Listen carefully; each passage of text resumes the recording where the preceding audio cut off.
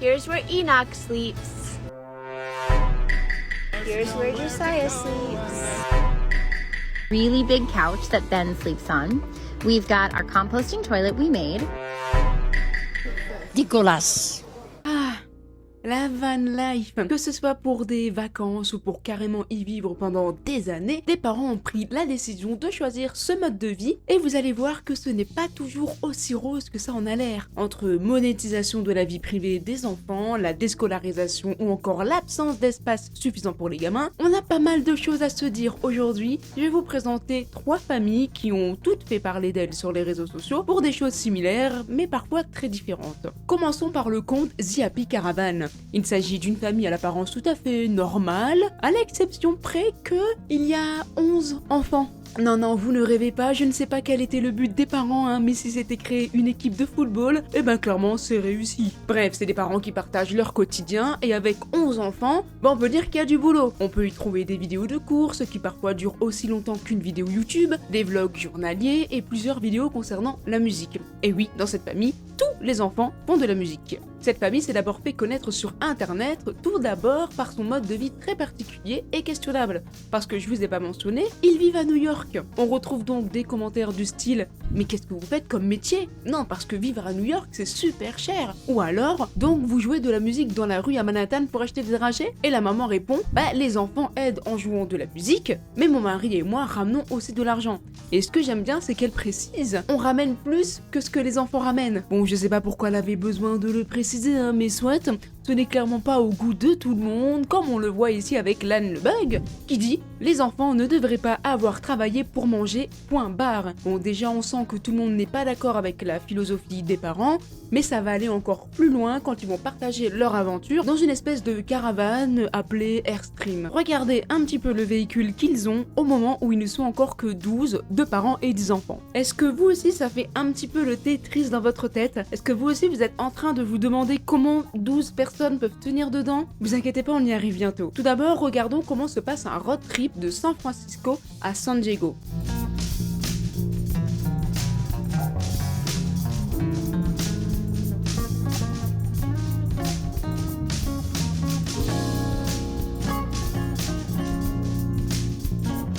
En apparence, tout semble plutôt bien se passer, sauf qu'en checkant les commentaires, on peut remarquer un souci au niveau des sangles du bébé dans son siège auto. Oh maman, le plus jeune, les sangles de son siège auto. Alors, je suis pas maman, donc j'avoue que j'ai pas compris tout de suite. J'ai dû regarder plusieurs fois la vidéo parce que l'info m'avait un petit peu échappé, et en réalité, on voit que les sangles sont très mal attachées, mal formées. Ici à droite, on voit que la sangle elle est complètement enroulée sur elle-même, donc ça peut poser problème après recherche. C'est un problème de sécurité parce que la sangle elle est moins efficace et ça retient moins l'enfant. Donc si jamais il y a un accident, ça pourrait lui causer des blessures qui auraient pu être évitées. Et le pire c'est que la maman répond « Bah oui, mais je ne savais pas ». Et alors là, attention, cher public de MMA, est-ce que vous voulez du sang? Voici un tacle tel qu'on a l'habitude de les voir sur les réseaux sociaux. 10 enfants et tu ne sais même pas comment attacher proprement un enfant dans un siège auto? Oh là, on peut dire que ça fait mal. Mais tout commence à déraper vraiment quand la maman sort une vidéo pour montrer comment les enfants dorment dans ce véhicule. Quasiment 15 millions de vues sur TikTok et ce n'est pas étonnant au vu des choses à dire. We sleep in the trailer. This is where the little girls sleep. It used to be a table, but it converts into a bed. Here's the couch and Noah's sleeping on it. Here's where Enoch sleeps. Here's Elijah. He has a top bunk. And down here are Pearl and Naomi. Here's where Josiah sleeps. This is where Moses sleeps. And this is where Mommy and Daddy sleep. Alors évidemment, première réaction du public sur le sol. Et quand on regarde vite fait, on peut peut-être ne pas forcément s'en rendre compte, mais 2 enfants dorment littéralement sur le sol. Et franchement, ça n'a pas l'air du tout confortable. Et les gens le font bien savoir en commentaire. Comment des parents peuvent faire ça à leurs enfants? C'est triste, ces pauvres parents. Je pleurerais tous les soirs avant de m'endormir si j'étais obligée de faire ça. Ou encore un qui m'a énormément fait rire. Dis-moi quels sont les enfants que tu aimes le moins sans me le dire. Il faut savoir que le fait que l'enfant dorme par terre, ça a fait tellement de bruit que la maman a refait une vidéo derrière en répondant à un commentaire. Tu devrais trouver de la mousse ou quelque chose que les enfants puissent étaler par terre pour qu'ils ne dorment pas directement sur le sol dur ou ces trucs en mousse qu'on trouve dans les crèches. Regardons la réponse de la maman.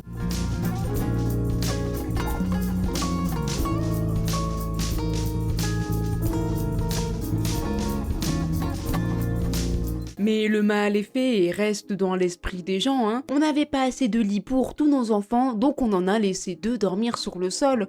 Ou encore, comment se fait-il que les services protecteurs de l'enfance n'ont pas fracassé la porte? Eh bien, probablement heureusement parce que ce n'est pas une situation qui dure sur le long terme. En effet, les parents utilisent ces moyens-là lors de courts road trips, et dans ce cas de figure, ils étaient sur les routes pour seulement 4 jours, et pas pour plusieurs années, heureusement. Comme Emma Rose le dit en commentaire elle-même, elle a grandi comme ça pendant plusieurs années et ça a été un traumatisme pour elle. Après voilà, hein, c'est facile de critiquer les gens sur internet. Personnellement, je sais déjà pas quoi penser du fait qu'ils soient 11 enfants. Moi déjà, un seul, ça me paraît la mort à boire. Moi déjà, un seul, ça me paraît la mer à boire, mais alors là, 11... Voilà, je suis clairement pas en état de juger négativement, hein, clairement, mais on peut quand même se poser la question de quels seront les effets sur les enfants de cette médiatisation dès leur plus jeune âge. J'ai déjà traité ce sujet sur ma chaîne, dans une vidéo qui parle des enfants influenceurs, c'est pas forcément l'idéal pour eux, pour certains en tout cas. Et vous allez le voir avec la dernière famille de cette vidéo. Donc espérons juste que pour ces enfants, tout se passe pour le mieux et qu'ils soient heureux. Donc cette famille, elle n'est pas sur les routes tout le temps, ils ont fini par déménager et avoir un appartement à New York City. Mais certaines familles ont fait le choix de devenir nomade H24, comme c'est le cas de la famille Red, White et Béthune. Alors on reste toujours en Amérique, c'est vraiment le pays de l'excès, il y a toujours des trucs à dire. Alors j'ai eu beaucoup de mal pour cette famille-là à retrouver leur compte original sur TikTok. Je suspecte très fortement qu'ils l'aient supprimé suite à une vague de haine. Vous allez bientôt comprendre pourquoi. Ils ont par contre une chaîne YouTube et Instagram active depuis 7 ans où on peut suivre leurs aventures sur les routes, soit avec un van aménagé ou un bus aménagé également. Et le moins qu'on puisse dire, c'est qu'il y en a énormément qui ont décidé de mener ce style de vie, surtout avec des bus géants. Je pense pas que ça soit quelque chose qu'on retrouve chez nous en France, voire même en Europe. Je crois que nos routes et nos campings sont un petit peu trop petits. Mais là, en Amérique, tu peux vraiment tout avoir XXL, quoi. Il s'agit d'une famille totalement banale en apparence, qui partage son quotidien sur les routes depuis plusieurs années, sachant que c'est vraiment devenu leur mode de vie. Leur maison, c'est leur véhicule. Ils sont devenus nomades depuis quelques années et ils n'ont pas du tout l'intention d'arrêter de sitôt. Mais Internet s'est révolté contre eux en voyant cette vidéo. Je vous laisse jeter un œil. We wanted it to be bright and happy since it is our vancation home. We made sure to have a nice sized kitchen with a sink and double fridges, a really big couch that Ben sleeps on. We've got our composting toilet we made, our bed for me and Kyle, our storage. Then we have Molly's bunk. We've got Eli's bunk. We have overhead storage up above. And around the back is where we have our garage and our dog kennel. Look how big this thing is. In our garage, we have everything that we need. Alors, qu'est-ce que vous en pensez? Il faut savoir que j'ai trouvé cette vidéo sur un compte qui s'appelle Red, White and Béthune is Bad, car je n'ai pas retrouvé la vidéo originale. C'est pour ça qu'on retrouve au début la légende. Voici une vidéo qui montre les conditions horribles de Red, White et Béthune, 2 adultes, 3 enfants et 4 chiens pour vivre tout cet été. Je vous avais caché les critiques de cet auteur pour que vous puissiez vous faire votre propre avis. Maintenant, on re-regarde la vidéo avec les commentaires de cette personne. Since it is our vancation. Donc là, premièrement, vous l'avez vu, un enfant qui dort là-dessus. Bon, si c'était que pour quelques jours, comme la famille d'avant, je dis pas, hein, c'est pas la mer à boire, mais pour plusieurs semaines, je doute que ça soit vraiment très confortable. Double fridges, a really big couch that Ben sleeps on. We've got our... Alors là j'avoue que pour ça, j'ai vraiment tiqué dessus. Je sais qu'il y a des familles qui sont vraiment sans gêne, hein, qui s'en foutent complètement de se montrer à poil ou de faire leurs petites affaires aux yeux de tout le monde, mais là... Moi perso, ça me trigger de fou. Je serais super mal à l'aise à l'idée de couler un bronze là-dedans. Puis tu fais quoi quand tu sens que t'as le cigare au bord des lèvres? Tu dis à ta famille de sortir du van le temps de sortir ton obus? S'il fait beau, ça va, hein, mais s'il drage, t'es un peu dans la mouise, hein. Bref, j'avoue que sur ce coup-là, je suis pas fan du tout. Et encore moins sur le long terme. Our composting toilet we made. Our bed. Là ici, ça critique le fait que le lit prend la place de presque la moitié du van et que c'est rien que pour les parents. En vrai, ça me choque pas forcément trop. Entre un homme et une femme adulte qui sont plus grands, et des enfants qui ont une plus petite carrure. Bon, c'est un peu logique qu'on laisse un petit peu plus de place pour les adultes, mais j'avoue qu'ils se sont mis extrêmement bien comparés à leurs gosses, quoi. For me and Kyle, our storage, then we Ensuite, ça critique le lit des enfants. Après, honnêtement, au niveau de l'emplacement et de la place, personnellement, ça me choque pas forcément. Je trouve que c'est même plutôt bien foutu. Par contre, t'as aucune intimité. T'as intérêt à bien t'entendre avec tes parents et à pas t'embrouiller avec tes frères et sœurs parce que sinon, bonjour la mauvaise ambiance. Mais le pire est à venir. bunk. We have overhead storage up above.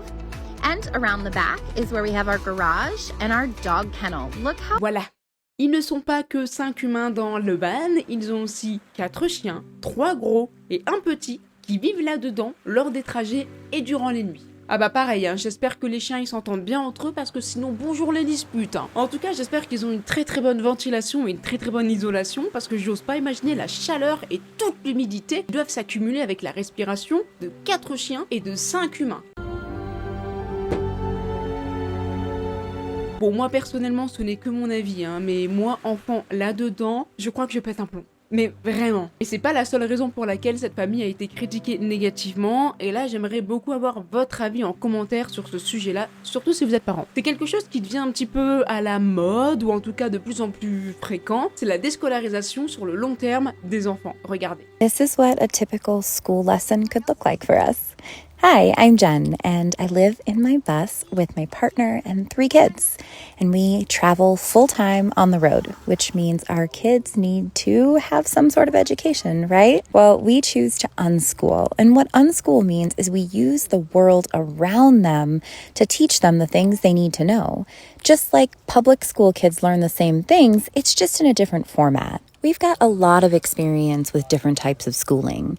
We've tried them in public school, private Christian school. We did private tutoring, virtual school. We've tried so many different things and the kids were never happy, never thriving. It wasn't until we started unschooling them and now they genuinely love to learn. Dans une autre vidéo, on apprendra aussi un petit peu plus.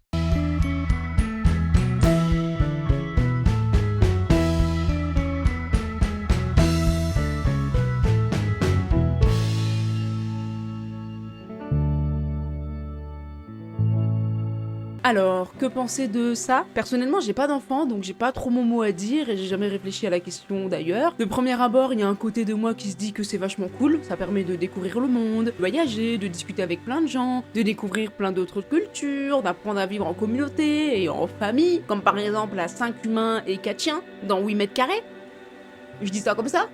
Mais aussi de voir un petit peu plus de choses du monde réel. Les parents qui préconisent ce mode de vie en van, ils disent que les enfants ils ont l'opportunité d'expérimenter des expériences culturelles uniques, comme par exemple des parcs nationaux, des musées, de visiter plein de pays ou d'états en Amérique, ce qui leur donne beaucoup de souvenirs et des connaissances concrètes. Ils disent aussi que ça permet de renforcer leur famille, fatalement en même temps quand tu vis H24 sans trop de vie privée. Ça ne m'étonne pas, hein. Et ils disent aussi que ça développe l'esprit critique et l'autonomie, et c'est une certaine forme rebelle contre un monde un peu trop rigide. Voilà, je pense personnellement qu'il y a un peu de vrai, mais de là à les déscolariser sans rien leur apprendre sur les langues, les maths, la chimie et d'autres matières, sur le long terme, là, je sais pas. Sur quelques mois, voire 1 an, honnêtement, je vois pas trop le souci, à part le retard scolaire d'1 an que ça entraîne derrière. Mais sur plusieurs années, voire même sur toute l'enfance, est-ce que c'est pas un peu chaud quand même? Après, je sais qu'à l'école, on n'apprend pas ce qu'on devrait apprendre pour faire face au monde adulte. Par exemple, Comment remplir une fiche d'impôt, comment gérer son argent, comment bien manger, enfin des trucs essentiels quoi, tu vois, et puis pour t'intégrer à la société, t'es un petit peu obligé d'avoir au moins les diplômes de base. comment ils vont faire les gamins plus tard s'ils veulent trouver un boulot et qu'ils ont même pas le bac? Je dis pas que le fait de pas connaître le théorème de Pythagore ça va faire que leur vie sera un enfer, pas du tout. Mais l'école sert quand même à forger et à entraîner le cerveau, à développer des connaissances et à forger la mémoire. Puis bon, je me demande qu'est-ce qui se passerait si demain ils retournent en maison et qu'ils doivent retourner à l'école. Je me dis ça va être un stress énorme pour eux, le temps de se mettre à jour. Mais surtout, l'école ça permet la sociabilisation de l'enfant, il y va tous les jours, il se fait des copains. Alors ok, quand la famille voyage, ils peuvent rencontrer d'autres enfants par-ci par-là, mais c'est pas le quotidien quoi. C'est pas des amitiés que tu construis sur le long terme. Vous allez voir, ça va poser problème pour la dernière famille. Et puis surtout, l'enfant ne choisit pas. Qui nous dit que la maman ici nous dit la vérité? Est-ce que les enfants sont vraiment plus heureux comme ça? Est-ce que c'est les parents qui sont plus heureux de pouvoir voyager H24 sans devoir être responsables de l'éducation de leurs enfants?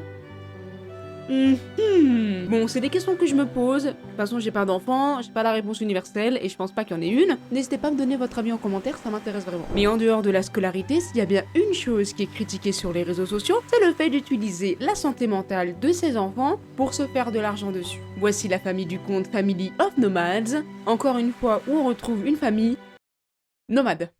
C'est logique. Cette famille a beaucoup fait parler d'elle car Internet suspecte la maman d'avoir utilisé la détresse psychologique d'Addison, une de ses enfants, pour se faire de l'argent dessus. Et vous allez voir que l'histoire elle va très loin. Donc tout d'abord, le contexte. Pour la faire très courte, Addison, l'aînée de la famille, est atteinte du syndrome neuropsychiatrique pédiatrique et enchaîne les rendez-vous médicaux pendant 2 ans. Le mari, le beau-père de ses 3 enfants, travaillait énormément, la maman pareil, donc ils voyaient très peu les gosses. Donc un jour, face à toutes ces difficultés, ils en ont eu ras les pâquerettes, ils ont vendu la maison et ils ont décidé de prendre la route. Et la maman a commencé à devenir créatrice de contenu et a commencé à pouvoir en vivre. Retenez bien qu'elle a réussi à pouvoir en vivre, ça va être important pour ce qui lui est reproché. Encore une fois, on est en Amérique et tout est absolument XXL. Regardez-moi la taille de cette caravane. Au moins, contrairement à la famille précédente, il y a plus de place, en apparence en tout cas. Première chose qui fait parler, c'est le fait que Addison voulait des rats. Sauf qu'ils n'avaient pas la place dans leur espèce de caravane, donc qu'est-ce qu'ils ont fait? Since we live in a camper and travel full time, having 2 showers in the RV is definitely nice, but our 14-year-old Addison really wants pet rats, and in order to make that happen, we had to make a few renovation changes. So we are putting the sink where the shower was to make room for a custom rat cage. Dans les commentaires, c'est partagé. Il y en a qui disent que c'est incroyable, que c'est une idée intelligente pour résoudre un problème, tandis que d'autres se demandent pourquoi avoir enlevé la douche, et d'autres qui se demandent pourquoi ils choisissent des rats à la place de l'hygiène et du bien-être de leurs enfants. Personnellement, je suis toujours très dubitative parce qu'il est méga important d'avoir beaucoup d'espace pour les rats, et là on parle pas que d'un seul rat, on en parle de 3, et il faut aussi prévoir le temps de s'en occuper. C'est comme les lapins, c'est pas des animaux que tu laisses juste en cage et puis basta. Mais bon, quand tu vois la réaction de la maman, tu te demandes comment elle a pu les accepter. Donc franchement, à ce niveau-là, c'est sympa d'avoir accepté. Heureusement, ils ont quand même une assez grande cage, donc il n'y a plus qu'à espérer qu'ils s'en occupent bien et que les rats soient assez stimulés de manière quotidienne. Autre chose qui fait débat dans les commentaires, les enfants sont eux aussi déscolarisés. Donc dans cette vidéo par exemple, on les voit aller à la Statue de la Liberté et apprendre à propos de son histoire, ce qui pour la maman a suffi pour valider la leçon du jour. On l'a vu pour la famille précédente, ça ne fait pas forcément l'unanimité pour tout le monde. Autre chose, c'est sur la question du budget. Dans cette famille, les enfants ici doivent gérer eux-mêmes leur budget pour acheter des produits d'hygiène. Give our kids a quarterly hygiene budget to spend on any personal care products that they could want or need during that time period. Our youngest is 9 and he gets $100 every 3 months. If we notice the kids are not using their products in order to have more money left over at the end of the 3 months, the budget will be taken away from them. This does not mean that they will not have access to hygiene products. It just means that they will not get the money that's left over at the end, and I will pick out the hygiene products for them. But we have not had this issue with the kids because the money that they receive is significantly more than they actually need. Their budget is so significant, they're buying things like sugar scrub and hair dye. Every single one of the kids always has a significant amount of money left over at the end of the 3 months. They make a lot of extra money this way, and it teaches them a lot about budgeting. Vous me direz votre avis en commentaire. Plusieurs personnes sont contre cette façon de faire, disant qu'il n'y a pas à calculer pour les produits d'hygiène. En vrai, personnellement, je trouve que c'est pas forcément une mauvaise idée sur la façon où ça aide les enfants à apprendre la valeur de l'argent, des produits et à budgétiser. Par contre, j'ai pas d'information de s'ils reçoivent que ça ou pas. Parce que si c'est ça leur argent de poche et qu'il y a que avec ça qu'ils peuvent s'offrir de temps en temps des petits plaisirs, là je trouve que ça peut inciter à se restreindre et ça pourrait mener à de la frustration. Si c'est ce cas de figure, pour moi c'est aux parents d'acheter les produits de première nécessité d'hygiène quoi. Puis bon, après c'est pas tout noir, c'est pas tout blanc, je pense que chaque parent aura aussi son avis différent. Mais venons au plus gros problème de cette famille. Au fur et à mesure des mois, les internautes ont remarqué que Addison n'était plus trop présente sur les vidéos. Ou alors quand elle l'était, elle semblait beaucoup moins présente, moins heureuse. De plus, sa famille exposait beaucoup de faits assez privés, comme par exemple ses troubles du comportement alimentaire. Et retenez bien ça aussi, ça va être important pour comprendre pourquoi la maman s'est pris un shitstorm. On a même des commentaires qui demandaient pourquoi on avait l'impression que Addison était forcée de sourire, ou même des hashtags Save Addison. Première chose, c'est quand on voit la place qui est réservée à cet ado de 14 ans dans la caravane. Addison is 14 and sleeps in this loft area up here. This bunk room is a major reason why we love this camper so much because there's so much room for the kids. Est-ce que vous commencez déjà un petit peu à voir le problème? Vous voyez le peu d'espace que cette ado elle a? Elle peut à peine se mettre assise dans son endroit, elle a quasiment aucune intimité. Et à cet âge-là, et même tous les âges d'ailleurs, c'est super important d'avoir ne serait-ce qu'un tout petit peu d'intimité. Mais là non, aucune intimité, pas de quoi s'asseoir, ni de s'isoler du bruit des autres personnes. C'était à tel point angoissant pour elle qu'elle a demandé pour son 15e anniversaire comme cadeau une nuit à l'hôtel, simplement pour avoir une porte et de l'intimité. Et honnêtement, je la comprends. À 15 ans, moi je faisais mes petits donjons sur Dofus et je regardais Doctor Who jusqu'à 7h du mat, mais j'étais bien contente d'être toute seule dans ma chambre. Ensuite, comme je l'ai déjà vite fait mentionner, Addison souffrait de troubles mentaux et d'un trouble alimentaire, ce qui fait qu'à un moment donné, elle n'apparaissait plus dans les contenus. Addison has struggled with their mental health for many years. Addison is currently back in treatment and won't be in our content during this time.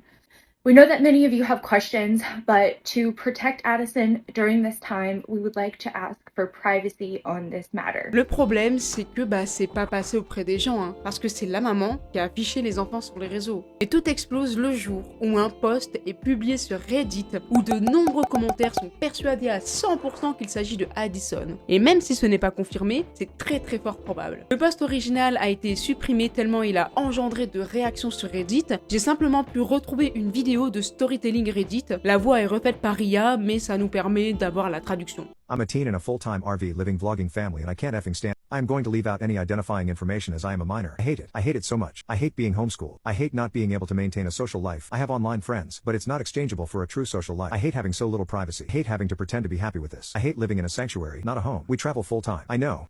It sounds like a dream. I thought so too. But it's a effing nightmare. It's hard to enjoy anything with a camera over your shoulder at times. Numerous times, we've stopped at places just for my mom to get out and take her little videos, and family photos, and then right back in we go. On the road.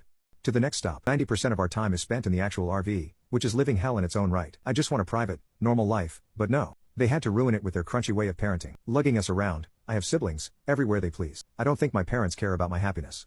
As long as I look the part and smile for the camera, they couldn't give less of a F how I feel. They guilt trip. Say if I don't help with my siblings or help with the videos that will break and it'll be my fault. It's all fake, by the way. Not what I meant when I said I wanted to take up I'm frustrated all the time. I'm tired all the time. I'm bored all the time. Please, stop supporting these channels. Stop buying into it. It's ruined my life and I can't say anything about it. The comments make me effing sick. I know it's inspiring a lot of families to consider the same. The more this blows up, the more lives get crushed like mine. I cannot plead with you enough. Voilà. C'est dur, hein. Franchement, on sent la détresse derrière ce post. Alors bien sûr, personne n'a la certitude à 100% qu'il s'agit d'Addison, mais il y a quand même beaucoup de pièces du puzzle qui s'emboîtent. Ce post a été posté seulement quelques mois avant que la maman n'annonce le retrait d'Addison des vidéos pour protéger sa santé mentale. De plus, l'auteur ou l'autrice de ce texte disait devoir faire semblant d'être heureuse pour la caméra, ce qui correspond également à la situation d'Addison. Et puis, on ne l'a tout simplement plus jamais revue dans les contenus. Et un petit peu plus tard, une vidéo ajoutera encore plus de poudre sur le feu, une collaboration avec Dove sur une maladie mentale. As a parent, keeping social media from our kids is almost impossible. We can have all of the conversations with our kids, but we still cannot protect them from what they will see. Dove research actually found that 51% of people ages 14 through 17 have been exposed to content encouraging restricted eating or disordered eating behaviors. Our family has personally been affected by disordered eating triggered by viewing social media, and it is important to our family to understand more about how to continue to protect our kids and spread awareness for change. Dove is raising awareness to help make social media a safer experience for our kids by supporting the 2023 Kids Online Safety Act. Voilà. Pour se rémunérer, la maman a utilisé les troubles du comportement alimentaire de sa fille Addison pour se faire de la thune avec une collab. Donc déjà, elle fait culpabiliser sa fille en disant « Oui, mais si t'as pas l'air heureuse, on va perdre des revenus, du coup on va être ruiné. » Mais en plus, elle se fait de la thune sur son problème mental. Et c'est un peu chaud là ou ça fait quand même un petit peu beaucoup de choses, hein, vous trouvez pas? Bref, en ce jour, je ne trouve plus le compte Family of Nomad, je trouve que le compte Fake Copy, je trouve seulement le compte de la maman, Jessica Roderick, qui continue à poster très régulièrement sur Instagram et TikTok. Plus aucune trace de leur fille aînée, et ils ont fini par quitter la van life après 3 ans sur les routes en achetant une maison.